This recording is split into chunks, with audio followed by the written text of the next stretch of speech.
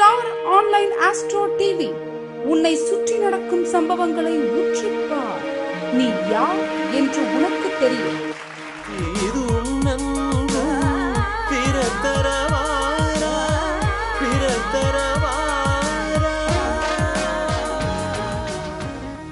Star online astro TV நேயர்கள் அனைவருக்கும் இனிய வணக்கம். நான் உங்கள் ஜோதிடர் தனபாகியம், சிவசக்தி அஸ்ட்ரோவிஷன் கோவையிலிருந்து. நாம் பொதுவாக இந்த ஸ்டார் ஆன்லைன் அஸ்ட்ரோ டிவியில் மாதம் நம்ம ஒவ்வொரு வாரமும் ஒவ்வொரு புதுவிதமான கருத்துக்களை பார்த்துட்ருக்கோம். எங்களுடைய பிரபஞ்ச ஜோதிட குழு நிர்வாகிகள் அனைவருமே ஒவ்வொரு வாரமும் ஒவ்வொரு புது தகவல்கள், புதிய புதிய பரிகார முறைகள் கொடுத்துட்ருக்கோம். அந்த வகையில் நம்ம இன்றைக்கி பார்க்க போகிற விஷயம் பார்த்திங்கன்னா, பொதுவாக ஜோதிடம் அப்படிங்கிறது ரொம்ப நம்ம 12 ராச கட்டங்கள் வச்சு நம்ம சொல்லக்கூடியது.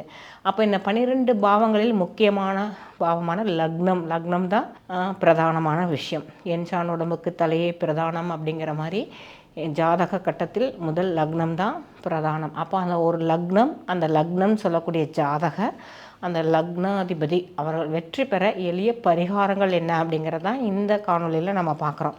இப்போ பொதுவாக லக்னம் அப்படிங்கிறது நம்ம செயல்படக்கூடியது, ஜாதகரை குறிக்கக்கூடியது. ஒரு ஜாதகர் எந்த லக்னத்தில் பிறந்திருக்காரோ அந்த லக்னாதிபதி தான் அந்த ஜாதகரை வழிநடத்தக்கூடிய கர்த்தாவாக இருக்கக்கூடியவர். அப்போது பொதுவாக இதை எப்படி நம்ம ஆக்டிவேஷன் பண்ணணும் அப்படின்னா, ஒரு லக்னம் அப்படிங்கிறது நம்ம பிறந்த லக்னம், அந்த லக்னத்துடைய தன்மை என்னவோ அது, அந்த லக்னாதிபதி யாரோ அவருடைய தன்மை, அந்த லக்னாதிபதி நின்ற வீடு, அந்த லக்னாதிபதிக்கு சாரம் கொடுத்த சாரநாதனாகிய நட்சத்திரநாதன் மற்றும் அந்த லக்னம் தொடர்பு கொள்ளக்கூடிய பாவங்கள், இந்த விஷயங்கள் அடிப்படையில் ஒரு லக்னம் செயல்படும்னு சொல்லலாம். ஜென்ரலாக இவ்வளோ விஷயங்கள் நம்ம பார்க்கணுமா அப்படின்னு சொல்லிட்டு கேட்கும்போது பிரமிப்பாயிரும். இவ்வளோ பார்த்து எங்களால் பண்ண முடியாது அப்படிங்கிறனால பொதுவாக நம்ம 12 லக்னங்களுக்கும் எளிமையான பரிகாரங்கள் நம்ம எப்படி சக்ஸஸ் பண்ணலாங்கிறது தான் இந்த காணொலியில் சொல்ல போகிறேன் நான். இப்போ பொதுவாக லக்னம் மேஷ லக்னம் இல்லையா, காலபுருஷனுக்கு முதல் லக்னம் மேஷம். மேஷம் முதல் மீனம் வரை உள்ளக்கூடிய 12 ராசிகள் தான் நம்ம லக்னமாக, ஒவ்வொரு லக்னமாக இப்போ ராசி அடிப்படையில் லக்னத்துக்கான பலனை சொல்ல போகிறோம். மேஷம் அப்படிங்கிறது நம்ம ராசியாக எடுத்துக்காம லக்னமாக எடுத்து பலன் சொல்ல போகிறோம். இப்போ மேஷ லக்னம், பொதுவாக மேஷ லக்னம் அப்படிங்கிறது செவ்வாய் பகவானுக்குரிய லக்னம். காலபுருஷ தத்துவத்தில் அது முதல் லக்னம். சர ராசி, அதே மாதிரி நெருப்பு ராசி. இந்த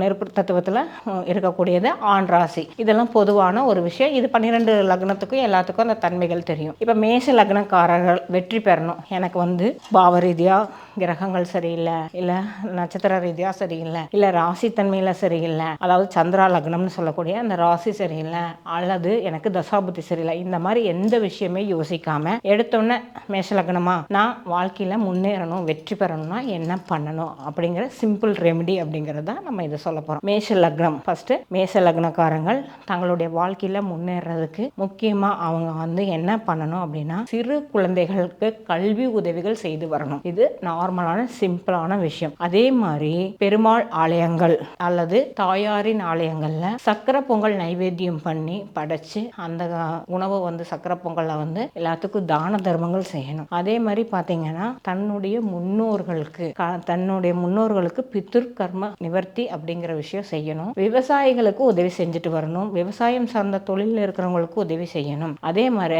எப்பவுமே அவங்க தன்னுடைய கால் பகுதியையும் வயிற்று பகுதியையும் சுத்தமாக வைத்துக் கொள்ள வேண்டும். புன்சுரிப்புடன் கூடி வாழ்க்கையில ஒவ்வொரு விஷயங்களையும் கடந்து வரணும். உணவுகள் அப்படிங்கிற விஷயத்துல அவங்க அதிகமா இனிப்பு பொருட்களை எடுத்துக்கணும். எனக்கு சக்கரை வியாதி, நான் எப்படி இனிப்பு சாப்பிட்றதுன்னு கேட்கலாம். ஏன்னா மேஷ லக்னம் அப்படிங்கிறது எல்லா தன்மையும் இருக்கும், குழந்தையிலேருந்து பெரியவங்க வரைக்கும் இருப்பாங்க. அப்போ இவங்க என்ன பண்ணணும்னா, அந்த இனிப்பு பொருள் எடுக்க முடியலனாலும் பரவாயில்ல, நல்ல ஒரு சுவை மிகுந்த உணவு அப்படின்னு சாப்பிடும்போது இவங்க வாழ்க்கையில நல்ல முன்னேற்றங்களும் பொருளாதார வசதியும் வெற்றியும் கிடைக்கும். அடுத்தது ரிஷப லக்னக்காரங்கள். ரிஷப லக்னக்காரங்க வெற்றி பெறணும் அப்படின்னா இவங்க எப்பவுமே ஒரு நடுநிலைமையான நிலைமையில இருக்கணும். கன்னி பெண்களுக்கு திருமண உதவிகள் செய்யணும். இவங்க திருமண உதவிகள், கன்னி பெண்கள், அதாவது இயலாதவர்கள் வீட்டில் கன்னி பெண்கள் இருந்தால் திருமண உதவிகள் செய்யணும். அதே மாதிரி பார்த்தீங்கன்னா நம்ம டோபின்னு சொல்லக்கூடிய, அதாவது சலவை தொழிலாளிகளுக்கு மளிகை சாமான வாங்கி தர்றது. அதே மாதிரி பார்த்தீங்கன்னா கல்வி படிக்கக்கூடிய 1 முதல் அதாவது 1ஆம் வகுப்புலேருந்து 5ஆம் வகுப்பு படிக்கக்கூடிய குழந்தைகளுக்கு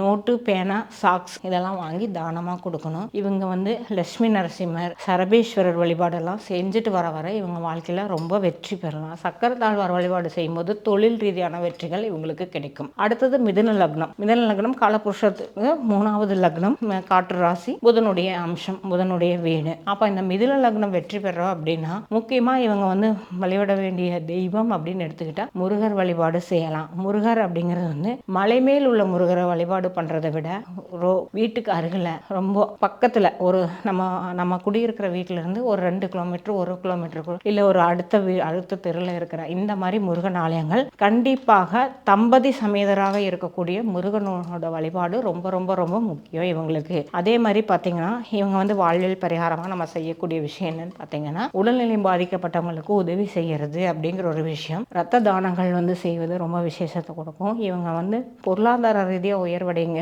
போது பால் சாதம், பால் பொருட்கள், பால் சார்ந்த உணவுகள் சாப்பிட்றது ரொம்ப ரொம்ப விசேஷம். எறும்பு புற்றுக்கு அடிக்கடி இவங்க வந்து பச்சரிசியும் வெல்லமும் கலந்து அந்த பச்சரிசி மாவுனால எறும்பு புற்றுக்கு போட்டு வருது. பசுமாட்டுக்கு வந்து தேவையான உணவு கொடுக்கறதுங்கிறது வந்து இவங்க வெற்றி பெறக்கு ஒரு நல்ல வாய்ப்பா இருக்கும்.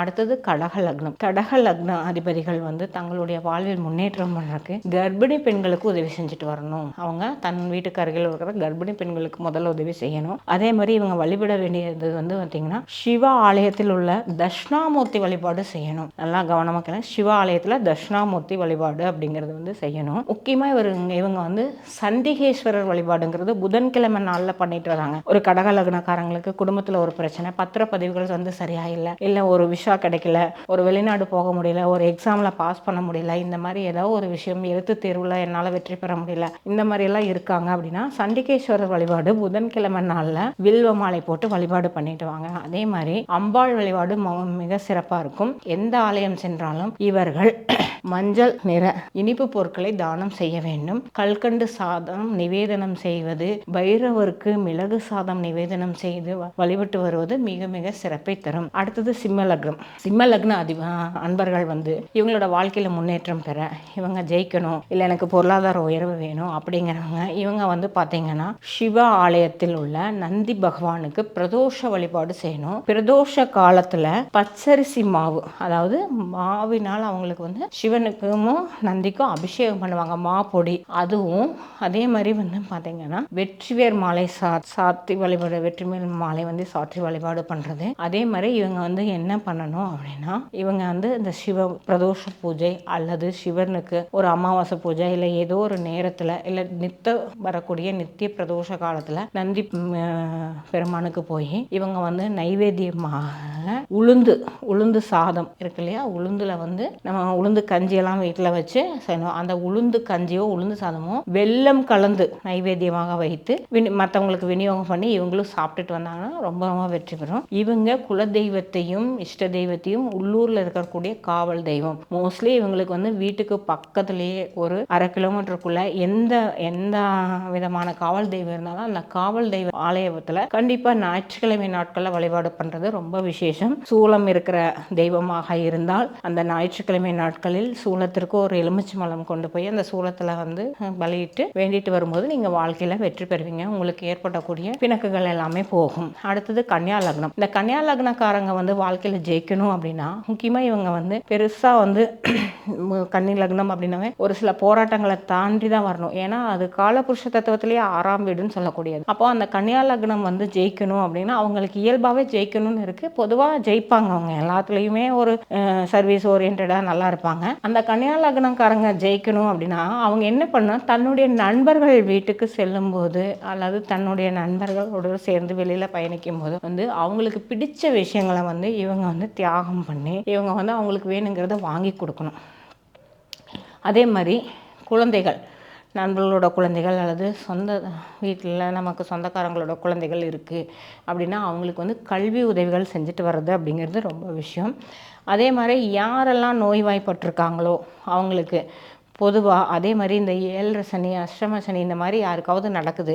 பொதுவாக இப்போ பார்த்தீங்கன்னா இப்போ சிம்ம லக்னத்துக்கு அஷ்டம சனி அப்படின்னு சொல்லிட்டு இருக்காங்க. அப்போ கன்னியா லக்னத்தில் ஒருத்தவங்க பிறந்திருக்காங்கன்னா சிம்ம லக்னத்தில் ஒருத்தவங்க பிறந்திருக்காங்கன்னா அவங்களுக்கு வந்து இந்த கோவில் வழிபாடுகளுக்கு வந்து உதவி செய்யறது அப்படிங்கிறது, பைரவர் வழிபாடு செய்கிறது இவங்களுக்கு சிறப்பு தரும். மேலும் இவங்க வந்து அதிகமாக வந்து வெற்றி அடையணும்னா வனாந்தரங்களில் இருக்கக்கூடிய தேவதைகள், அதாவது பொதுவாக பத்ரகாளி, மாரியம்மன் இந்த மாதிரி தேவதைகள் வழிபாடு பண்ணுறது ரொம்ப சிறப்பு தரும். பைரவர் வழிபாடு சிறப்பை தரும். இவங்க இன்னுமே லைஃப் ஃபுல்லாக சக்ஸஸ் பண்ணணும்னா ஏதாவது ஒரு குரு அல்லது ஏதாவது ஒரு தெய்வத்தை உபாசனை பெற்று அந்த தெய்வத்தோடு பயணிக்கும் போது அல்லது அந்த குருவோடு பயணிக்கும் போது வாழ்வில் உயர்வடைவார்கள். அடுத்ததாக துலாம் லக்னம். துலா லக்னத்தில் பிறந்தவங்க வாழ்க்கையில் வெற்றி பெறணும் அப்படின்னாவே அவங்க வந்து அதிகமாக பயணம் மேற்கொள்ளணும். பயணம் மேற்கொள்ள அவங்களுக்கு இதாகும். எங்க மேடம் வீட்டு பெண்கள் எப்படி நாங்கள் துலா லக்னம் பயணம், அப்போ நீங்கள் என்ன பண்ணுன்னா ஒரு நாளைக்கு ஒரு டைம் தான் குளிக்கிறீங்கன்னா 2 டைம் குளிங்க. அதே மாதிரி உணவுப் பொருட்களை வந்து லிக்விட் ஃபுட்டாக எடுத்துக்கோங்க. அதுக்கப்புறம் முக்கியமான விஷயம் என்னன்னா பிறர் சொல்லும் எந்த ஒரு விஷயத்துக்குமே காது கொடுத்து கேட்காதீங்க. கோல் முட்டுறதாகட்டும், நல்ல விஷயங்களாகட்டும், நல்லதோ கெட்டதோ ரொம்ப ஆள் மனசில் போட்டு டீப்பாக ஆராய்ச்சி பண்ணாதீங்க. அடிக்கடி நீங்கள் வந்து என்ன பண்ணால் முடிஞ்ச அளவு ஸ்ரீரங்க வழிபாடு பண்ணுறது ரொம்ப விசேஷம். சைனகோல பெருமாள் வழிபாடு அப்படிங்கிறது ரொம்ப விசேஷம். இதில் இன்னும் சொல்ல போனால் அம்மனுக்கு அபிஷேகம் பண்ணிட்டு வாங்க. எந்த அம்மனாக இருந்தாலும் அபிஷேகம் நீங்கள் பண்ண உங்கள் வாழ்க்கை சுபிட்சம் அடையும். அதே மாதிரி அடிக்கடி வந்துட்டு வெண்பட்டு அல்லது ஏதாவது ஒரு பட்டில் உங்களால் முடிஞ்சதுன்னா அம்மனுக்கு சாற்றி நல்லா வாசம் உள்ள மலர்கள் மாலை சூட்டி நல்ல வாசனையான திரவியங்களால் அபிஷேகம் பண்ணி உங்களுக்கு பிடிச்ச உணவுப் பொருளை சித்ரானங்கள்னு சொல்லக்கூடிய புளி சாதம், தேங்காய் சாதம், எலுமிச்சை சாதம், இந்த மாதிரி விஷயங்களை வந்து நைவேத்தியமாக படைச்சு பிறருக்கு விநியோகம் பண்ணி நீங்களும் சாப்பிடுங்க. உங்கள் வாழ்க்கை வெற்றி அடையும். அடுத்தது விருச்சிக லக்னம். விருச்சிக லக்னம் வாழ்க்கையில் வெற்றி பெறணும்னா இவங்க முதல்ல ஃபர்ஸ்ட் தன்னிடம் இருக்கக்கூடிய ரகசியங்கள், தன் அகத்தே இருக்கக்கூடிய குறைகளை ஆகட்டும் நிறைகளை ஆகட்டும் வெளியே சொல்லக்கூடாது. அதிகமாக இவங்க ரகசியங்களை வெளியே சொல்ல என்ன ஆகும்னா இவங்க வாழ்வில் தோற்கடிக்கப்படுவார்கள். விருச்சிக லக்னத்தை பொறுத்தளவு இவங்க வெற்றி பெறணும்னா முக்கியமாக சகோதர சகோதரிகள் பிரச்சனைகள்ல வரவங்களுக்கு ஹெல்ப் பண்றது, கோர்ட்டு கேஸ் வம்பு வழக்குன்னு வரவங்களுக்கு ஹெல்ப் பண்றது வாழ்வில் பரிகாரமாக செய்யலாம். இவங்க ஆலய வழிபாடுன்னு மேற்கொள்றது வந்து பார்த்தீங்கன்னா உக்கிர தெய்வங்களை வழிபாடு பண்றது ரொம்ப விசேஷம். அம்மன்ல வந்து உக்கிர தெய்வங்களா வழிபாடு பண்ணலாம், முருகர் வழிபாடு பண்ணலாம், சத்ரு சம்ஹார யாகம் பண்ணலாம். அதே மாதிரி வந்து சஷ்டி கவசம், சஷ்டி விரதம் இருக்கிறது, இந்த மாதிரி விஷயங்கள் பண்ணலாம். முக்கியமாக இவங்க வந்து எனக்கு பணம் வேணும், பார்ப்போற்றும் புகழ் வேணும், நான் நல்லா ஜெயிக்கணும் அப்படின்னு நினைச்சா சுப்பிரமணிய புஜகம்னு சொல்லிட்டு இதை வந்து டெய்லி படிக்கணும். அதே மாதிரி அந்த சஷ்டி கவசம், கந்த குரு கவசம், அந்த மாதிரி விஷயங்கள் பண்ணணும். தன்னை குருவாக தனக்கு குருவாக அமைந்தவர்களை தான் போற்றுதல் அப்படிங்கிறது ரொம்ப ரொம்ப முக்கியம். அதே மாதிரி சிறு குழந்தைகளுக்கு எப்பவுமே உணவு தானம் செஞ்சுட்டு வரும்போது விருச்சிக லக்னக்காரங்க நல்லா வெற்றி பெறக்கான வாய்ப்புகள் உண்டு. அடுத்து தனுர் லக்னம். தனுர் லக்னம் வெற்றி பெறணும்னாவே எங்கெல்லாம் உங்களுக்கு இஷ்டமான அம்பாள் தெய்வங்கள் பிடிக்குதோ அந்த அம்பாள் தெய்வங்களை போய் பயணம் பண்ணி பார்க்கணும். நம்ம வந்து சிறு தூரத்துல இருக்கு, வீட்டுக்கு பக்கத்துல இருக்கு, வீட்டுக்கு அருகாமையிலே இருக்கு, இல்லை வீட்டை ஒட்டியே அம்மன் ஆலயம் இருக்கு அப்படிங்கிறது வழிபாடு பண்ணாலுமே குறைஞ்சது ஒரு 100 கிலோமீட்டருக்குள்ள இருக்கிற அம்மன் ஆலயங்களுக்கு வந்து அடிக்கடி போய் ஒரு நமக்கு இஷ்ட தெய்வமா இருக்கும் அந்த தெய்வத்தை போய் பின்பற்றி வந்து வணங்கிட்டு வரும்போது இவங்களுக்கு வெற்றி இருக்கும். இவங்க வந்து ஏதேனும் ஒரு விதத்துல ஏதாவது ஒரு அம்மன் கோவிலுக்கு ஒரு மூக்குத்தியாவது தானமா கொடுக்கணும். அப்போ வந்து இவங்க வாழ்க்கை ரொம்ப ரொம்ப பிரகாசமா இருக்கும். இவங்களுக்கு வந்து ஒரு வியாபாரம் பண்றாங்க, வாடிக்கையாளர் வரல அப்படிங்கும்போது அம்மனுக்கு மூக்குத்தி பரிசளிச்சிங்க அப்படின்னா போதும், உண்மையாவே உங்களுக்கு நல்ல வாய்ப்புகள் தேடி வந்து நல்லா வெற்றி அடைவீங்க. இல்லை என்னால் தங்கத்துல எல்லாம் வாங்கி தர முடியும்னா இப்போ நிறைய கோவில்கள்ல அலங்காரத்துக்குன்னு கவரிங் நகைகள் கூட இருக்கு, அதை வாங்கி கொடுத்தீங்கன்னா கூட உங்களுக்கு வெற்றி பெற முடியும். இவங்க எப்பவுமே தயிர் சாதம் நிறைய சாப்பிட்டு வரணும். அதே மாதிரி வந்து பாத்தீங்கன்னா குழந்தைகளுக்கு கல்வி உதவிகள் செய்யறது அப்படிங்கிறது, தாயின் வயதை ஒட்டி இருக்கக்கூடிய மக்களுக்கு வந்து அந்த லேடிஸ்க்கு வந்து ஆடை தானம், வஸ்திர தானம் அப்படிங்கிறது மஞ்சள் கலர் வஸ்திரம் அல்லது நீல கலர் வஸ்திர தானம் கொடுக்கணும். இது வியாழக்கிழமை அன்னைக்கு கொடுக்கறது ரொம்ப ரொம்ப விசேஷம். கூடவே வந்து ஏதாவது ஒரு தொகை உங்களால் இயன்ற தொகையை கொடுத்து ஒரு ஸ்வீட்டோட கொடுக்கறது ரொம்ப விசேஷம். அடுத்தது மகர லக்னம். மகர லக்னம் வாழ்க்கையில வெற்றி பெறணும் அப்படின்னு சொன்னா அவங்க வந்து எப்பவுமே ஜெயிக்கணும் அப்படின்னா அவங்க வந்து இவங்களும் வந்து தன் ரகசியத்தை வெளியே சொல்லக்கூடாது. தன்னுடைய வீட்டு விஷயங்களாகட்டும், தன்னுடைய சொந்த விஷயங்களாகட்டும், தன்னுடைய தொழில் சார்ந்த விஷயங்களாகட்டும், அதே மாதிரி பார்ட்னர்ஷிப் இருக்கும்போது கண்டிப்பா அவங்க கவனமா இருக்கணும். இன்னொரு விஷயம் என்னன்னா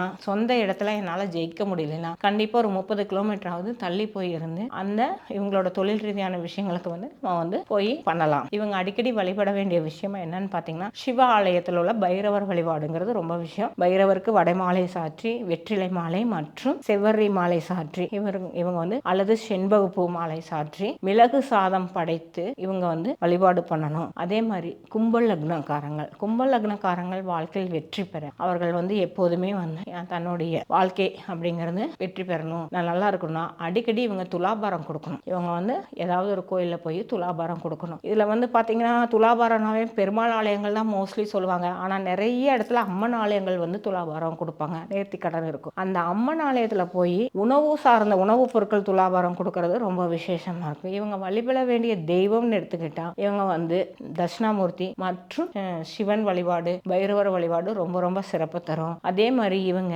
நின்ற கோலத்தில் இருக்கக்கூடிய பெருமாளை வழிபாடு செய்வது மிக மிக உன்னதம். அதே மாதிரி இவங்க வந்து நைவேத்தியமா வந்து சக்கரை பொங்கல் மற்றும் புளி சாதம் நிவேதனம் செய்து பிறருக்கும் விநியோகம் செய்து இவங்களும் உட்கொண்டு வரும்போது வெற்றிகள் கிடைக்கும். அடுத்தது மீன லக்னம். மீன லக்னம் தன்னோட வாழ்க்கையில ஜெயிக்கணும் அப்படின்னு எடுத்துக்கிட்டா இவங்க பண்ண வேண்டியதே என்ன அப்படின்னா, இவங்களும் பிரதோஷ வழிபாடு செய்யறது ரொம்ப விசேஷம். அப்படி இல்லாத பட்சத்துல சங்கடகர சதுர்த்தி வழிபாடு செய்ய இவங்க வாழ்க்கை எப்பவுமே நல்ல நிலைமைக்கு போகும். இவங்க வந்து கடல் ஓரங்களில் இருக்கக்கூடிய பெருமாள் ஆலயங்கள் சென்று வழிபாடு பண்றது, அதே மாதிரி சிறு குழந்தைகளுக்கு வந்து கொலுசு தானமா கொடுக்கறது, அப்போ தன்னோட நண்பர்களுக்கோ அல்லது தன்னை சார்ந்து இருப்பவர்களுக்கோ கண்ணுக்கு போடக்கூடிய கண்ணாடி தானமாக கொடுக்கறது, அதே மாதிரி ஆடை வஸ்திர தானங்கள் செய்வதெல்லாம் வந்து ரொம்ப சிறப்பை தரும். அதே மாதிரி இவங்க வந்து கடலோரங்களில் இருக்கக்கூடிய பெருமாள் வழிபாடு மிக சிறப்பை தரும். அம்பாள் வழிபாடும் சில நேரங்களில் மீன லக்னக்காரருக்கு வழிபாடு தரும். பொதுவாகவே 12 லக்னங்களும் வெற்றி பெற அப்படிங்கும்போது உங்களுக்கு தீராத பிரச்சனை, கடன், நோய், வம்பு வழக்கு இருக்கா,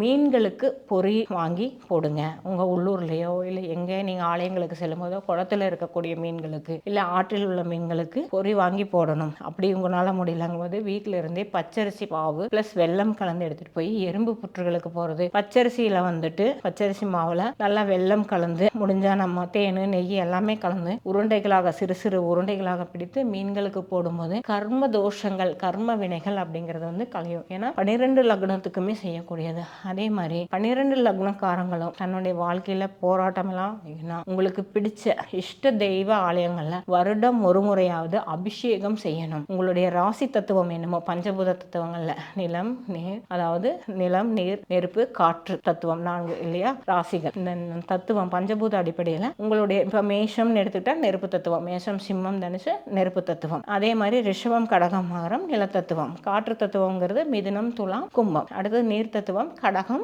விருச்சிகம், மீனம். நிலம், நீர், நெருப்பு, காற்று தத்துவத்துல பஞ்சபூத தத்துவத்தில் அமைந்துள்ள கோயில்கள். இப்ப நிலத்தத்துவம்னா காஞ்சிபுரம், நீர் தத்துவம்னா திருவானைக்காவல், காற்று தத்துவம் அப்படிங்கும்போது காளகஸ்தி, நெருப்பு தத்துவங்கும் போது திருவண்ணாமலை. அப்போ இந்த பஞ்சபூத தத்துவங்கள் அமைந்துள்ள கோவில்களுக்கு ஒரு முறையாவது போயிட்டு வரணும். இந்த லக்னம் உங்களுடைய லக்னத்துக்கு சூரியன் வரும் காலகட்டத்தில் போயிட்டு வழிபாடு பண்ணணும். அதே மாதிரி உங்களுடைய முன்னோர்களுக்கு செய்யக்கூடிய திதி அப்படிங்கிற விஷயத்தை எவ்வாறு நீங்க கடைபிடிச்சு கரெக்டா பண்றீங்களோ அப்போ உங்களுக்கு தோஷங்கள் வருடம் ஒரு முறையாவது. உங்களால் வந்து முன்னோர்களுக்கு திதி தெரியாது, இல்லை என்னால ரெகுலரா கடைபிடிக்கும் போது புரட்டாசி மாசம் வரக்கூடிய மாலையபட்சம் சொல்லக்கூடிய நாட்களில் வரக்கூடிய மகாபரணின்னு சொல்லக்கூடிய நாட்கள்ல திதி கொடுப்பது விசேஷம். அல்லது ஒவ்வொரு மாதமும் உங்களால் 12 மாதத்துல எந்த மாதம் முடியுமோ வியாதி பாத நாமயோகம், வைத்திருதி நாமயோகம், இந்த 2 நாமயோகத்துல திதி கொடுக்கறதுங்கிறது ரொம்ப விசேஷம். அமாவாசை தர்ப்பணத்தை விட இது ரொம்ப ரொம்ப விசேஷம். 12 லக்னமும் வெற்றி பெற பசுமாட்டுக்கு தேவையான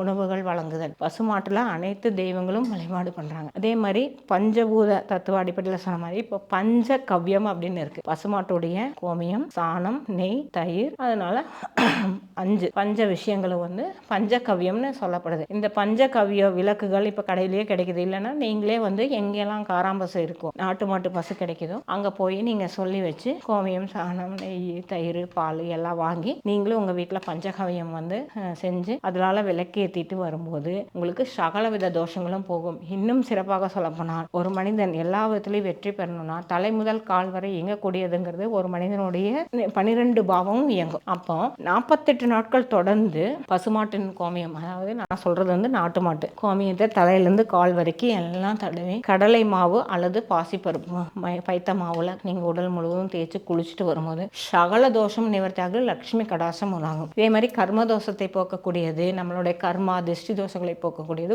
ஊமத்தம்பூ. இந்த ஊமத்தம்பூவால குளிச்சுட்டு வரும்போது அனைத்து விஷயங்களுமே நல்லது நடக்கும். அனைவருக்கும் அனைத்து விதமான வெற்றிகளும் தனமும் தானியமும் அனைத்து வித லட்சுமி கடாசமும் கிடைக்கட்டும். எல்லோரும் எல்லா நலமும் வளமும் பெற்று வாழ்வாங்கு வாழ்க. வாழ்க வளமுடன், வாழ்க வளமுடன், வாழ்க பணமுடன். நன்றி. ஸ்டார் ஆன்லைன் அஸ்ட்ரோ டிவியை சப்ஸ்கிரைப் செய்து எங்களோடு பயணிங்கள். நன்றி, வணக்கம், வாழ்க வளமுடன். தனபாகியம் 6374414928 சிவசக்தி அஸ்ட்ரோவிஷன் கோவை. நன்றி.